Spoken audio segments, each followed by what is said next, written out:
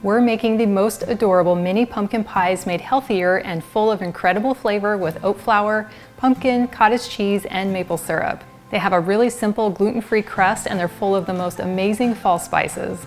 Hello, my name is Nicole Bonilla, and if you love healthier recipes to our favorite foods, then you are in the right place. To make these really simple mini pies, we're going to start by making our pie crust. Now you can mix it by hand, but I highly recommend using a food processor because it's so much easier. We're going to start with oat flour, and you could buy it from the store already blended, or you can make your own by taking some old-fashioned oats or quick oats and simply mixing them in a blender or your food processor until you get a nice fine flour.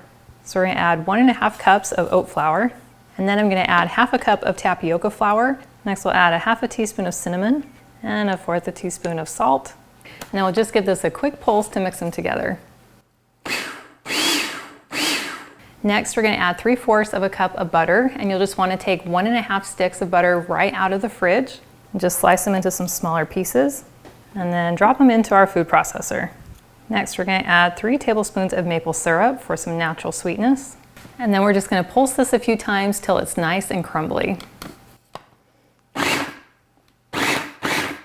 then I've just taken a little jar full of some water and ice, and we're going to add 2 tablespoons of ice water. And then we'll just pulse this again until it comes together as a dough. And when we have this nice big dough ball, we know it's just right. Now to make our mini pies, we're just going to use a muffin tin. Now I really like using this silicone one because it's really easy to pop them out after they're baked, and it has this nice metal frame inside which helps it hold its shape. So I'm just going to spray the inside of the cups with a little bit of coconut oil.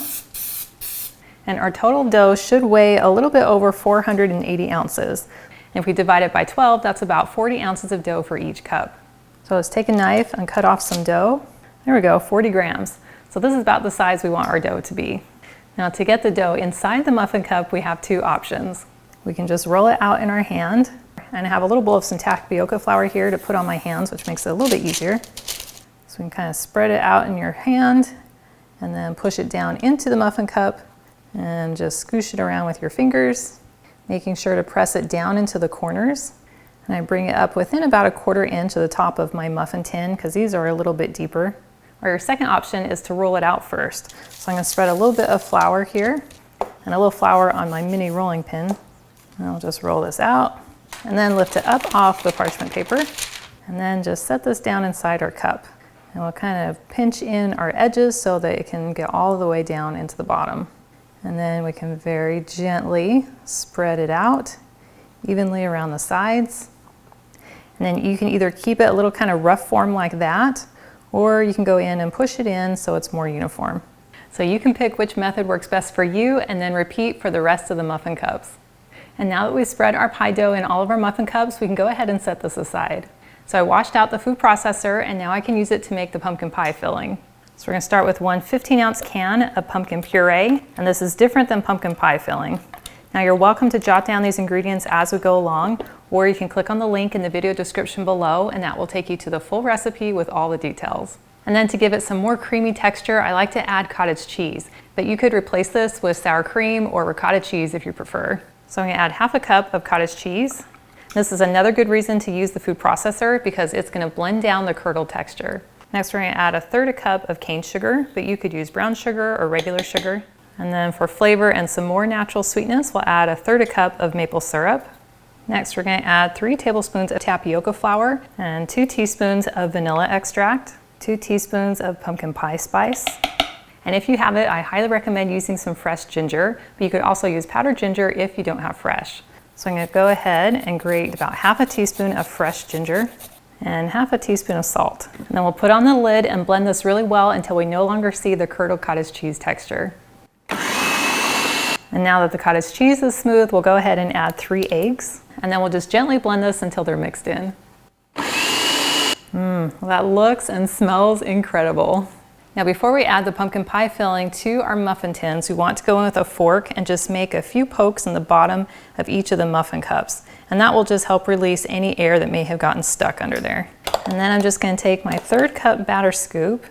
I'll scoop out about 1/4 cup of the batter and just pour that right into the muffin cup.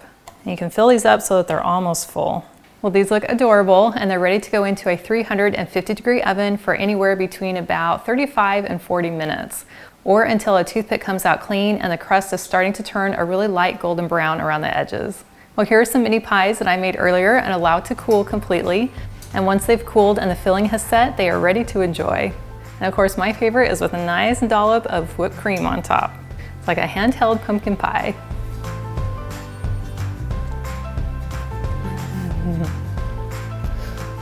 That tastes delicious. I love the depth of flavor that you get from having the oat flour in the crust, and then biting into that really creamy pumpkin pie filling is so good. And it's all naturally sweet without being overpoweringly sweet. And I know that everyone at my gathering can enjoy these regardless of any gluten allergies. If you could use more healthy inspiration on a regular basis, I invite you to join my email list. All you have to do is click on the link in the description below, and that is the best way for us to stay connected. Well, thank you so much for hanging out with me today in my kitchen. I've included a link to the full recipe, and it's in the description below, and that will take you to my website, gentletummy.com. And I also invite you to like and subscribe to my channel if you haven't already. And I cannot wait to have you join me again in my kitchen.